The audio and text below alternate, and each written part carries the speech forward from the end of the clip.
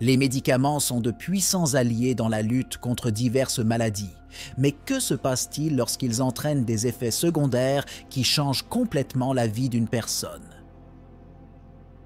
Il est choquant de découvrir que certains des médicaments les plus prescrits, ceux qui se trouvent peut-être chez vous en ce moment, peuvent augmenter votre risque de développer une démence. Maintenant, pensez aux dernières fois que vous avez pris une pilule pour mieux dormir ou pour soulager une douleur persistante. Contribue-t-il sans le savoir à de profonds changements dans votre cerveau? Comment faire la distinction entre le bénéfice immédiat et les risques cachés à long terme que ces traitements peuvent comporter? L'impact des médicaments sur le cerveau. De nombreux médicaments ont le potentiel d'affecter la fonction cérébrale de manière complexe et souvent sous-estimée. La barrière hémato-encéphalique, une protection naturelle du cerveau, peut être imprégnée de certains composés chimiques présents dans les médicaments courants, entraînant des changements dans les fonctions cognitives et neuronales. Ce processus peut interférer avec les neurotransmetteurs et provoquer des déséquilibres qui, à long terme, peuvent contribuer à des maladies neurodégénératives. L'utilisation à long terme de certains médicaments peut entraîner l'accumulation de substances toxiques dans le cerveau. Ces substances peuvent déclencher des processus inflammatoires ou réduire l'efficacité des mécanismes de nettoyage cellulaire, tels que l'autophagie, qui est cruciale pour éliminer les protéines endommagées et autres débris cellulaires. Ces changements peuvent ne pas être immédiatement perceptibles, mais au fil du temps, ils peuvent diminuer la résilience neuronale contre des maladies telles que la démence. De nouvelles recherches suggèrent que l'exposition à certains médicaments peut modifier l'expression des gènes dans les cellules du cerveau, prédisposant potentiellement les individus à des maladies dégénératives. L'impact est variable en fonction de la génétique de l'individu, du type de médicament et de la durée du traitement, ce qui souligne l'importance d'une approche personnalisée de la prescription médicale pour minimiser les risques futurs de démence. Premier médicament. Un exemple de médicament ayant le potentiel d'affecter la cognition est l'amiodarone, qui est souvent utilisé dans le traitement des arythmies cardiaques. Ce médicament peut s'accumuler dans les tissus cérébraux au fil du temps, affectant à la fois la structure et la fonction neuronale. Des études montrent que l'amiodarone peut interférer avec la régulation du calcium intracellulaire, un facteur essentiel au maintien de la santé neuronale. L'amiodarone a également été associé à des changements dans le métabolisme de la glie, les cellules de soutien du cerveau qui sont essentielles au maintien de l'homéostasie neuronale et à la protection contre les lésions des tissus cérébraux. Les dysfonctionnements gliaux peuvent contribuer au développement de plaques amyloïdes, fréquemment observées chez les patients atteints de la maladie d'Alzheimer, une forme de démence. De plus, il existe une corrélation observée entre l'utilisation à long terme de l'amiodarone et le déclin cognitif chez les patients plus âgés, même après l'arrêt du médicament. Cela suggère que les effets neurotoxiques peuvent être dans certains CA irréversibles, ce qui soulève d'importantes questions sur la sécurité de leur utilisation à long terme, en particulier chez les populations vulnérables. Deuxième médicament. Les benzodiazépines, qui sont largement prescrites pour le traitement de l'anxiété et de l'insomnie, sont un autre groupe de médicaments qui peuvent avoir de graves implications pour la santé du cerveau. Ces médicaments agissent comme des dépresseurs du système nerveux central et peuvent diminuer l'activité cérébrale au fil du temps, ce qui peut contribuer au développement de la démence. Des études longitudinales ont montré que l'utilisation de benzodiazépines est associée à un risque accru de démence, en particulier lorsqu'elle est utilisée pendant des périodes prolongées. La théorie est que ces médicaments peuvent interférer avec la capacité du cerveau à former de nouveaux souvenirs et à traiter l'information, une fonction essentielle qui est notoirement compromise dans les conditions de démence. En plus de l'impact direct sur le cerveau, les benzodiazépines peuvent provoquer une sédation prolongée, entraînant un mode de vie moins actif.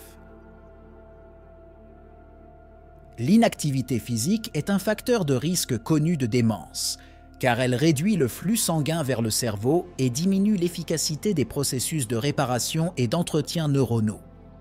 Troisième médicament. Les bloqueurs H2, utilisés pour réduire l'acidité de l'estomac, ont été associés à des effets néfastes sur le cerveau, en particulier chez les patients âgés. Ces médicaments peuvent traverser la barrière hémato-encéphalique et influencer directement les neurotransmetteurs responsables de la régulation de la mémoire et de l'humeur. La recherche indique qu'une exposition à long terme aux bloqueurs de H2 peut entraîner une carence en vitamine B12, un nutriment crucial pour la santé neuronale. Une carence en B12 peut provoquer divers symptômes neurologiques, notamment de la confusion et des changements dans l'état mental qui sont des symptômes précoces de la démence. En plus des risques biochimiques, il existe des preuves suggérant que l'utilisation chronique d'inhibiteurs H2 pourrait augmenter la production de protéines bêta-amyloïdes, un marqueur biologique de la maladie d'Alzheimer. L'accumulation de CS protéines peut initier et accélérer le processus dégénératif associé à la démence. Quatrième médicament. Les antihistaminiques, en particulier ceux de première génération comme la diphénhydramine, sont connus pour leurs propriétés anticholinergiques qui peuvent interférer avec la neurotransmission cholinergique dans le cerveau. Ce neurotransmetteur est vital pour l'apprentissage et la mémoire. Le blocage prolongé de ces récepteurs peut réduire la plasticité cérébrale et accélérer le déclin cognitif, entraînant un risque accru de démence. Des études épidémiologiques indiquent que l'utilisation continue et à long terme d'antihistaminiques est associée à une réduction significative du volume cérébral, en particulier dans les zones responsables de la mémoire et du traitement cognitif. Cela suggère que les effets de ces médicaments sont non seulement fonctionnels, mais aussi structurels, entraînant peut-être des dommages permanents aux tissus cérébraux au fil du temps. De plus, la diphénhydramine et d'autres antihistaminiques similaires sont capables d'induire de la somnolence et de la confusion, en particulier chez les personnes âgées, ce qui peut masquer ou simuler les premiers symptômes de la démence. Cela peut entraîner des retards dans le diagnostic et le traitement approprié des maladies neurodégénératives sous-jacentes, ce qui complique davantage le tableau clinique du patient. Cinquième médicament. Les inhibiteurs de la pompe à protons, IPP, qui sont largement utilisés pour traiter les maladies gastro-intestinales comme le reflux acide et les ulcères, ont fait l'objet d'études en raison de leurs effets indésirables possibles sur le cerveau. Ces médicaments peuvent diminuer l'absorption de nutriments essentiels comme le magnésium et la vitamine B12, qui sont tous deux essentiels au bon fonctionnement neurologique. Une carence en magnésium, par exemple, peut entraîner une plus grande vulnérabilité au stress oxydatif et à l'inflammation dans le cerveau, des conditions souvent associées au développement de maladies neurodégénératives, y compris la démence. La recherche suggère que la perturbation de l'équilibre des électrolytes et des micronutriments peut modifier considérablement les fonctions cérébrales à long terme. De plus, les IPP peuvent modifier le microbiote intestinal, qui joue un rôle important dans la régulation de la santé mentale et physique. Les modifications de la flore intestinale peuvent affecter la production et le métabolisme des neurotransmetteurs neurologiques, tels que la sérotonine, qui sont essentiels à la régulation de l'humeur et de la cognition. Sixième médicament. Les opioïdes, utilisés principalement pour la gestion de la douleur, ont des effets profonds et bien documentés sur le système nerveux central.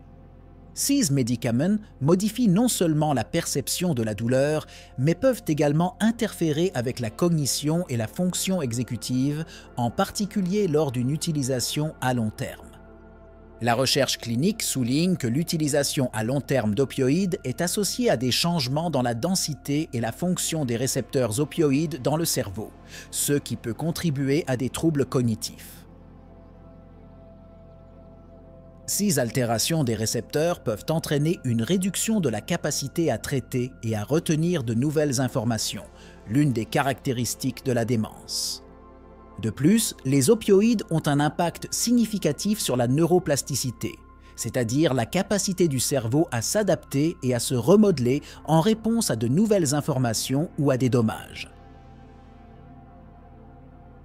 L'inhibition de la neuroplasticité peut prédisposer les individus à diverses maladies neurodégénératives, y compris diverses formes de démence. 7e médicament. Les antipsychotiques atypiques, tels que la risperidone et l'olanzapine, sont souvent prescrits pour traiter les troubles psychiatriques, mais ils ont des implications importantes pour la santé neurologique à long terme. Ces médicaments peuvent favoriser une dérégulation des niveaux de dopamine et de sérotonine, des neurotransmetteurs essentiels au fonctionnement cognitif normal. Une perturbation prolongée de ces systèmes de neurotransmetteurs peut entraîner des changements cognitifs, notamment une perte de mémoire et de capacité de raisonnement. De plus, des études soulignent que l'utilisation prolongée d'antipsychotiques atypiques est associée à une augmentation du volume des ventricules cérébraux, une caractéristique observée dans diverses formes de démence. Cette expansion ventriculaire peut résulter d'une atrophie cérébrale, qui est exacerbée par l'interférence de ces médicaments dans les processus de neurogenèse et de réparation cellulaire. Un autre aspect préoccupant est la preuve que ces médicaments peuvent précipiter ou exacerber les symptômes neurologiques tels que les tremblements et la raideur, qui sont similaires à ceux observés dans les maladies neurodégénératives telles que la maladie de Parkinson.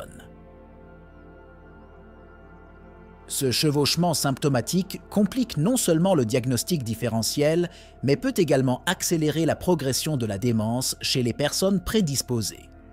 Facteurs de risque cachés. En plus des médicaments, il existe des facteurs de risque sous-estimés qui peuvent interagir avec les effets pharmacologiques pour favoriser la démence. Par exemple, la prédisposition génétique, lorsqu'elle est combinée à l'exposition à certains médicaments, peut accélérer considérablement l'apparition des symptômes de la démence.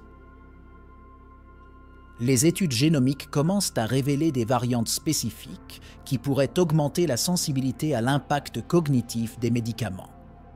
Un autre facteur est l'impact sur l'environnement et le mode de vie, qui peut influencer l'efficacité des médicaments et la vulnérabilité à la démence.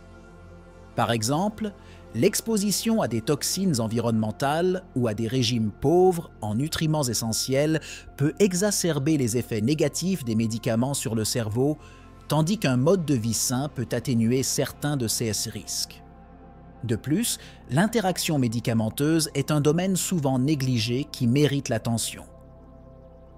La combinaison de plusieurs médicaments, courante chez les personnes âgées, peut créer un effet synergique qui amplifie les risques de déclin cognitif et de développement de la démence, même si chaque médicament individuel présente un risque relativement faible. Innovation dans la détection précoce de la démence. La détection précoce de la démence bénéficie des progrès significatifs des technologies d'imagerie cérébrale telles que la TEP et l'IRM qui peuvent identifier les changements dans le cerveau des années avant l'apparition des premiers symptômes. Ces techniques permettent aux médecins de visualiser des dépôts anormaux de protéines et d'autres changements structurels qui peuvent indiquer l'apparition précoce de la démence. Les biomarqueurs sanguins apparaissent également comme un outil précieux pour la détection précoce. Les chercheurs ont identifié des protéines et des enzymes dans le sang qui pourraient refléter les processus neurologiques associés au développement de la démence. Ces biomarqueurs pourraient un jour permettre des diagnostics plus rapides et moins invasifs. De plus, l'intelligence artificielle et l'apprentissage automatique sont intégrés au diagnostic et au suivi de la démence. Ces technologies peuvent analyser de grands volumes de données de santé pour identifier des modèles qui peuvent passer inaperçus aux yeux des cliniciens, améliorant ainsi la précision des diagnostics et personnalisant les stratégies de traitement. Alternatives sûres et efficaces. Compte tenu des risques liés à l'utilisation à long terme de certains médicaments, la recherche d'alternatives sûres est cruciale. L'une des approches les plus prometteuses est l'utilisation de médicaments à base de plantes qui ont montré leur efficacité dans des études cliniques, comme la curcumine, dérivée du curcuma. Ce composé naturel possède des propriétés anti-inflammatoires et antioxydantes qui peuvent protéger contre le déclin cognitif et potentiellement réduire le risque de démence. En plus des alternatives naturelles, la thérapie comportementale et la modification du mode de vie ont montré un impact significatif sur la prévention et la gestion de la démence. Des activités telles que l'exercice régulier, une alimentation équilibrée riche en antioxydants et en acides gras oméga 3 et un engagement social actif ont été associés à une réduction du risque de démence et peuvent être recommandés dans le cadre d'un plan de traitement holistique. L'intervention médicale précoce avec des agents neuroprotecteurs suscite également de plus en plus d'attention. Des médicaments tels que les inhibiteurs de la cholinestérase sont prescrits pour améliorer les symptômes cognitifs chez les patients atteints de démence légère à modérée et peuvent également avoir des effets protecteurs s'ils sont utilisés dans les premiers stades de la maladie. Histoire de patients réels. À travers des études de CAS, nous pouvons voir l'impact humain des médicaments qui peuvent causer la démence. Par exemple, un patient de Seventy ans qui a utilisé des antipsychotiques atypiques pendant une période prolongée et a développé des signes de démence dont l'état s'est considérablement amélioré après l'arrêt du médicament et l'introduction de thérapies alternatives. Un autre cas concerne un homme d'âge moyen qui consommait régulièrement des inhibiteurs de la pompe à protons et qui a connu un déclin cognitif précoce. Son état s'est stabilisé après une révision de sa médication et la mise en place de suppléments alimentaires visant à améliorer la fonction cérébrale et l'absorption des nutriments essentiels. Ces histoires illustrent non seulement les conséquences potentiellement graves de l'utilisation de certains médicaments, mais soulignent également l'importance d'un suivi attentif et d'un dialogue ouvert entre les patients et les professionnels de la santé sur les risques et les avantages de tout traitement pharmacologique. À mesure que nous progressons dans la compréhension de l'impact des médicaments sur notre cerveau, il est clair que les choix que nous faisons aujourd'hui peuvent avoir des conséquences imprévisibles demain. Les traitements qui soulagent les symptômes peuvent paradoxalement ouvrir la porte à de nouveaux défis de santé, tels que la démence, qui peuvent modifier profondément notre qualité de vie et celle de nos proches. À ce stade, la question cruciale se pose. Dans quelle mesure sommes-nous prêts à sacrifier notre avenir pour la commodité du présent? Être informé est la première étape pour prendre des décisions conscientes concernant notre santé. Il est essentiel de s'interroger, d'enquêter et surtout de dialoguer avec les professionnels de la santé sur les options de traitement qui minimisent les risques à long terme. En conclusion, alors que la science s'efforce de développer des solutions plus sûres et plus efficaces, il appartient à chacun d'entre nous de prendre la responsabilité de sa santé. Quelles seront les prochaines étapes après avoir découvert les risques possibles associés aux médicaments courants? Comment pouvez-vous influencer des changements positifs dans la façon dont les traitements sont prescrits et gérés?